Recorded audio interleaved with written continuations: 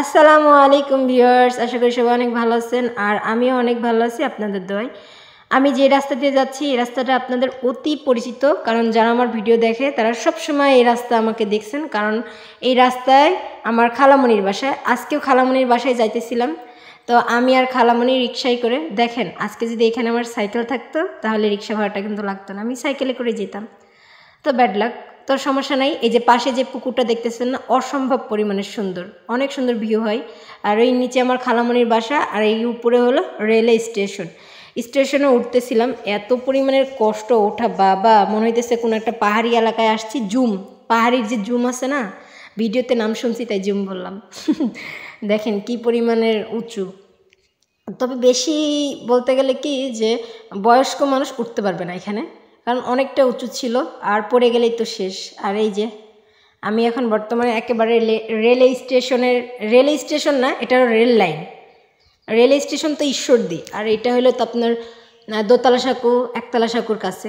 তো কি সুন্দর লাগতেছে, আল্লাহর তৈরি নিদর্শন, পরিবেশটা কত সুন্দর, শুধু এতটুকু দেখেন।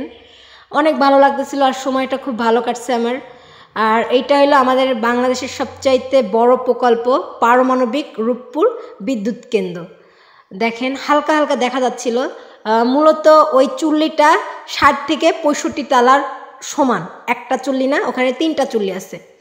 তারপরে এই তো এখানে আমি হাঁটতেছিলাম, একটু কথা বলতেছিলাম, সেগুলো সব কিছু মিউট করে দিছি। তারপরে এখন বর্তমানে পিছে দিয়ে ট্রেন আসতেছে। আমার যে সাথে ভাইয়ের ছেলে গেছে, বলতে আমার খালাতো ভাইয়ের ছেলে, তো ও বলতেছে যে দেখো ফুবু ট্রেন আসতেছে। পরে আমি বলতেছি কই, এই যে ও দৌড় মারছে, দেখেন ও ট্রেন দেখি দৌড়, আবার ট্রেনের কাছে আগায় গেছে। পরে এই তো ট্রেন যাইতেছিল। ট্রেনের তো ভিডিও অনেকে মনে করেন যে হলো ট্রেনে উঠেনি নাই, আর আমরা তো সব সময় ট্রেন দেখি, কারণ আমরা যে ট্রেনের বিভাগ, ট্রেনের তো 3টা বিভাগ, সেই 3টা বিভাগের একটা বিভাগে আমরা থাকি, সেটা হলো ঈশ্বরদী। প্রথম বিভাগ যেটা, সেটা হলো ঈশ্বরদী রাজশাহী বিভাগের ভিতরে। ট্রেনেরও কিন্তু বিভাগ আছে। তা ঈশ্বরদী রেলের জংশনটা কিন্তু অনেক পুরাতন আর অনেক বড়। দেখেন আমি দৌড়ায় দৌড়ায় নামতেছিলাম, এত উঁচা, পায়ে প্রচুর ব্যথা লাগছে। পরে এই তো একটু পরিবেশটা দেখতেছিলাম, অসম্ভব সুন্দর পরিবেশ। তো আমার ভাইয়ের ছেলে বলতেছে খালামণি চালতার আচার খাবো, ওইখানে যাইতেছিল। পরে ওনাকে থামাইলাম, থামায় পরে ওনার কাছে শুনেন। আমাদের কেন্দ্রিত করেছেন বাজারের সাথে আমাদের বাড়ি। বাহ, কত বছর পরই। এটা কি চাচা? ও মাই গড, এটা তেঁতুল আর এটা হলো চালতার আচার।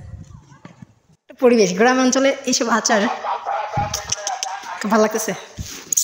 থাকার কথা ছিল বিকাল পর্যন্ত, কিন্তু আমি 10 টাকার গাড়ি ভাড়া বাঁচাইতে তাড়াহুড়া করে খাওয়া দাওয়া করে দুপুরবেলায় সিজান আসছে। সিজান আবার হুন্ডার গ্যারেজে চাকরি করে। দেখেন ভাই, সবাই সবার প্রেমিক প্রেমিকা নিয়ে সরিষা খেতে ছবি তুলতে গেছে, আমি আজ পর্যন্ত পারলাম না। আচ্ছা এগুলো বাদ। তো সিজানের বলতেছি যে আমারে নিয়ে যা, পরে খালা ওরে টাকা দিল, ও আবার হুন্ডায় তেল তুললো, পরে আমাকে নিয়ে যাইতেছিল।